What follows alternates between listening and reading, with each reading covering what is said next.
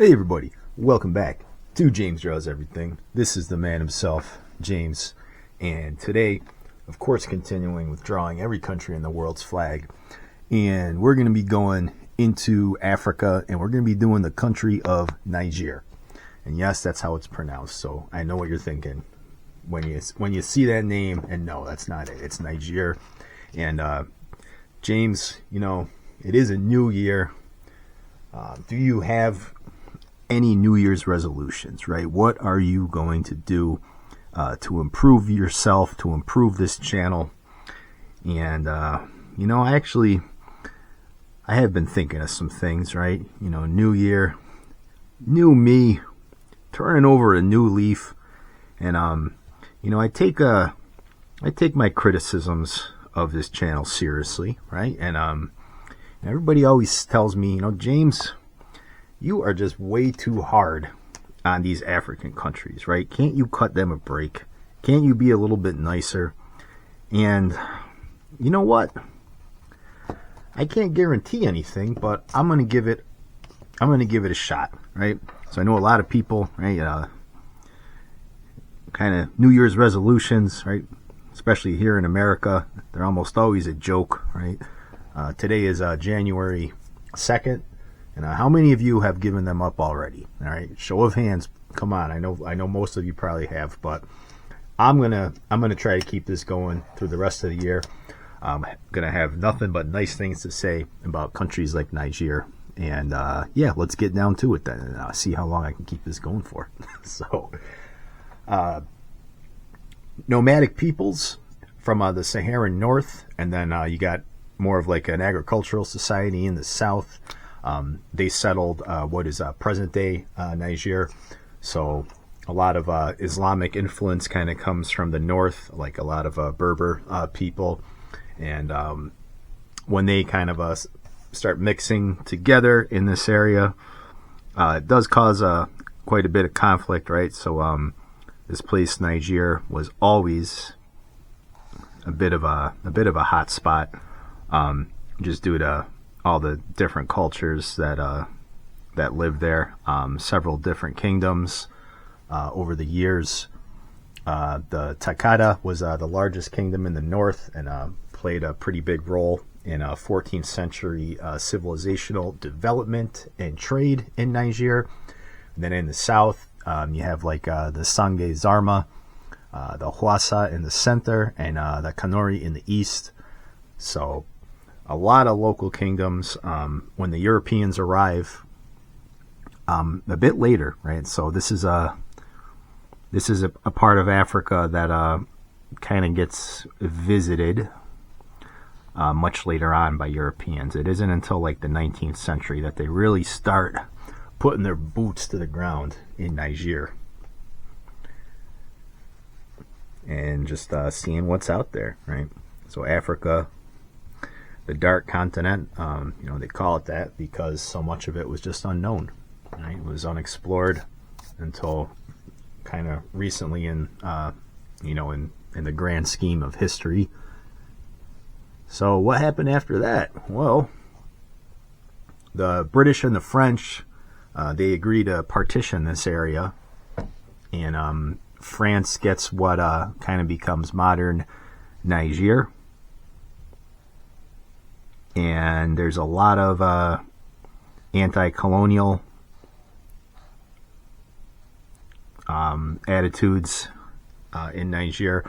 Kind of making this place a country is kind of hard, I guess, because again, these people were kind of always at war with each other to begin with, right? So the French, the way they govern West Africa was usually through like a series of like local like military governors, right? Because you needed a strong hand here to keep everything running. World War I breaks out, and this is where you really start to see a lot of anti-French attitudes. And a lot of that is stoked by the Germans, right? Because if the French, the Germans and the French were fighting in World War One, so if the Germans could divert France's attention to the comings and the goings in their African colonies, that could distract them.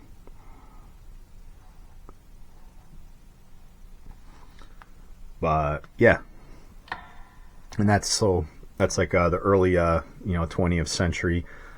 It does they do put down a lot of like local uprisings, right? So there's the Tuareg uprising of 1916 and 17. So right, that's kind of right in the background of World War One. But then they establish a proper colony in 1922. So right, the French had colonies, but Niger was never really like your typical French colony in Africa, right? It was more of like had more of like a military governance and just kind of run a little bit differently than any of France's other possessions. But the people of Niger, right, once they got a little taste of that of what could happen with independence, right? Those anti-French attitudes, they did not settle down. So you have a lot more of rebellions, but a lot of these are kind of localized conflicts. They don't really spill out until like the entire colony of Niger, and then getting more towards the latter half of the 20th century, right? Africa, with a lot of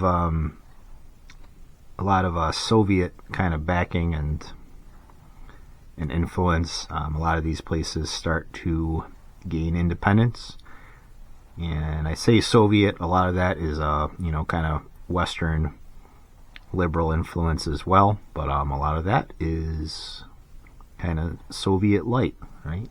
Diet communism. So 1960, Niger achieves independence from France, and again, we're seeing nothing but good things about that. James, you know that anytime an African country achieves independence, it all goes downhill from there. Hey, shut up 2024, James. This is the new and improved James from James Does Everything. All right, so yeah, what to say after that? They had a single-party military rule from 1960 until 1991, and I guess you could say it was stable, right? So they didn't have to get worried about things like political parties or anything like that. So it was just a nice stable government, right? Single party rule. So that's a way to spin it. And I also get to use my cool little circle tool here, so that's nice too. Thank you, Niger. Let's see, we need a bigger one. This might, yeah, I think this works. Or can we do it bigger? Yeah, let's do it bigger. All right, that works. Yeah, so a lot of military governance here, and it's a big reason for that is just because of the way the place was set up in the first place. You have such a wide variety of peoples living there. You kind of need a strong hand, and eventually, when 1991, the political pressure forces General Ali Saibo to allow multi-party elections. And there's more political infighting, which leads to several coups, 1996, 1999, and a lot of times too in this country where these coups happen, it's like a military revolt against the popularly elected government. Right? So the military takes over, then the military holds their own elections, which they always win. That's kind of weird that when they take over, then they win their elections. So, but a positive way you could spin that is, hey, at least they're giving the illusion or maybe, or actually, you know what? No, it's probably not the illusion. They're at least allowing competition, right? So the military takes over the government, they allow an election, and then they win. But they at least allowed the other side to play. So that's nice. Like, that's actually a pretty good way of doing things, because they could have just took over the government, right? So good on you, Niger. And then there's some more kind of topsy-turvy elections. They bring a guy, Mamadou Tanja, to power. He's elected again in 2004, but then in 2009, he amends the Constitution to allow him to extend his term. And then I guess maybe he was doing such a good job that he needed to do that. I mean, right? Probably. I'm sure it was very altruistic. I'm sure there was nothing shady or corrupt going on there. A lot of other countries called it corrupt. A lot of Niger's neighbors don't really seem to like him that much either, because a lot of their problems, or not. Remember, stay positive, James. They're not problems.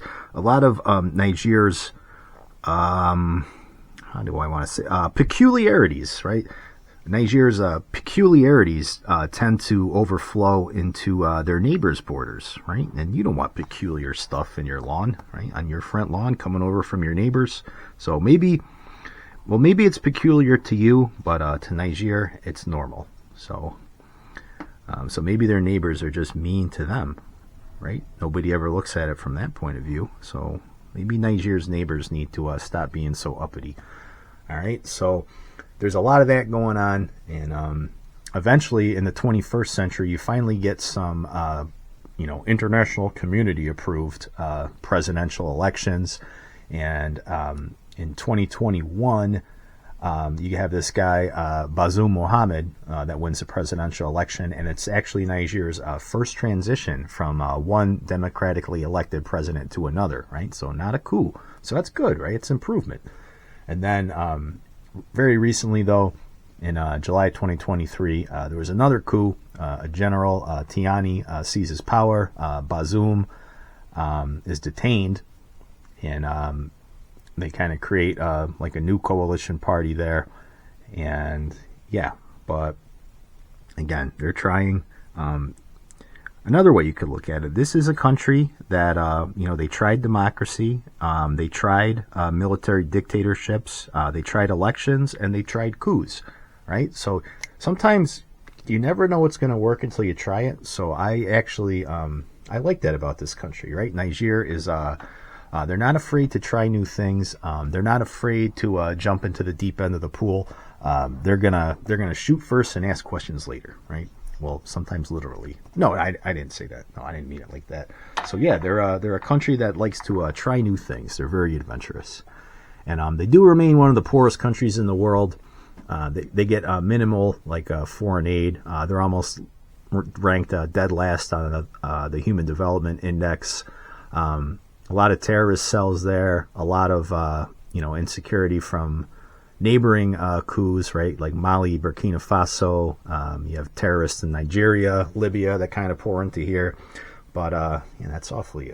That's not a good way to end this video, James. It's awfully negative. Well, if you're at dead last, you can't get more last, right? So the only way to go is up. So as far as I'm concerned, right? If you get some foreign investors here listening to my channel, maybe invest in Niger, right? Because the only way is up for these guys. And they've always been a U.S. ally as well, because we actually have a ton of military bases in Niger to fight off terrorist cells there. And they've usually helped us as well, their government. So the United States does have an interest in keeping Niger stable. So these coups, not only do they kind of anger their African neighbors, but it kind of throws a wrench into Niger U.S. relations as well, because the United States, they're so uppity with these places. They always freak out when something like that happens, like a coup. But again, they're just they're trying new things. So maybe elections work for some countries, maybe coups work for others. And so with that, I don't think I said anything bad about Niger, right? 2025 James, the new and improved, positive, thinking positive. What is the flag about, Mr. 2025 new and improved James? Well, I can tell you. So you've got 3 bands here, and then the orange band is the northern regions of the Sahara. The white stands for purity and innocence. Oh, that's nice. Green symbolizes hope and the fertile and productive south, right? So you kind of have a north-south dynamic here that, you know, stretches back centuries to when this place was first settled. So that's pretty cool. And the orange disc represents the sun and the sacrifices that were made by the people. All right, so again, because we're super fun time, happy, positive, James draws everything today. We're gonna give you a little bit of Niger bonus content, right? So maybe just a taste of things to come, right? If this current military dictatorship works out and, you know, they improve things for the state of Niger, maybe they can add just a little something to the flag just to brighten things up. So give me just a second here. I'm going to draw that orange north and that green south with that peaceful white, tying them together. Just a real quick one. And you can do, like, let's see, we'll just do our borders around it again. And then you got that circle in the middle. And because everything's looking on the up and up for this country, you know, gray skies are gonna clear up, put on a happy face. So maybe 10 years from now, that will be the new flag of Niger, right? Just a super fun, happy flag. It actually looks better than that flag, right? So maybe that'll be Niger's new flag in the future. And this flag, it also is very similar to the flag of India, right? Although the India flag has like a blue spoked wheel in the middle instead of that orange dot. And yeah, those countries, Niger and India, have a lot in common too. Like if you look at the streets of both countries, like they're both covered with. All right, hold on. I can't say that. Stay positive. All right, so that is Niger, and I hope I don't break my New Year's resolution. I'm going to keep it positive for the rest of the year. We'll see about that. So let me know what you think. Like, comment, and subscribe, and I will catch you on the next video.